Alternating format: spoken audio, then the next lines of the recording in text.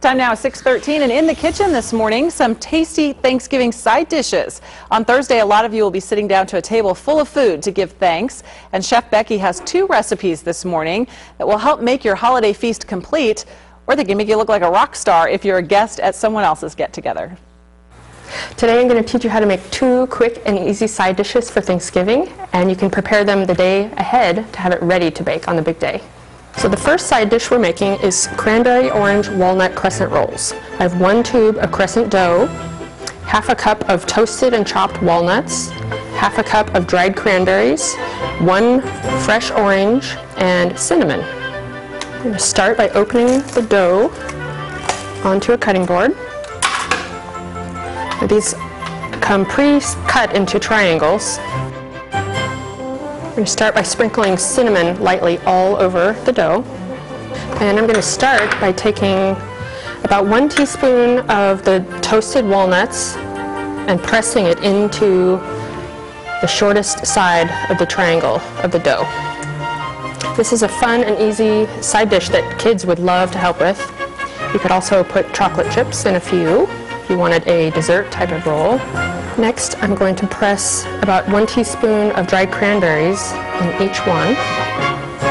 Now, this is one of my favorite kitchen tools. It's a microplane zester, and I've used it for chocolate, hard Parmesan cheese, all citrus fruits. It just makes so much more zest compared to those old-fashioned zesters that everyone has in their drawer. You want to be careful not to get too much of the pith of the orange because that is bitter. The zest is just the skin of the orange.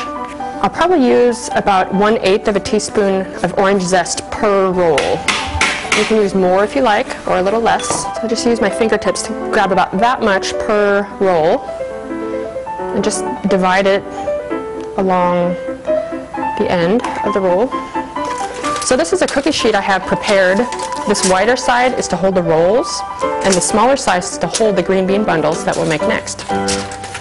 The cool part about this recipe is that both side dishes can bake on the same cookie sheet, the same time and temperature. And that'll really save you some stress on Thanksgiving Day. So here I'm very carefully rolling, trying to keep all the contents inside. Roll it up like that.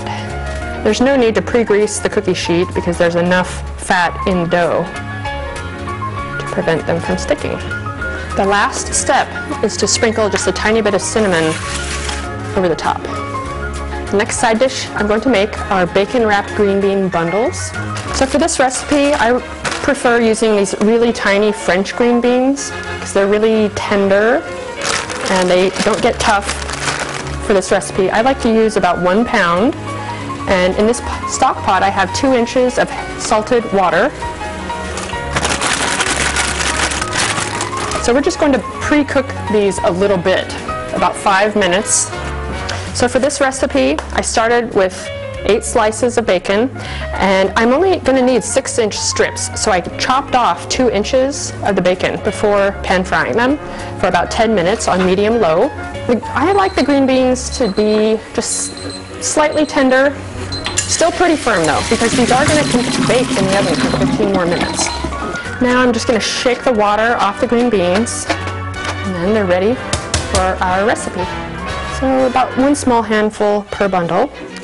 And I like to arrange the green beans near the end of the strip of bacon. Just carefully roll it up. So this side dish is so handy. You could assemble it just like this the day before, cover it with plastic wrap, and hold it in the refrigerator until Thanksgiving Day, and then bake it. I like to use coarse sea salt, which you can buy at any gourmet market in town.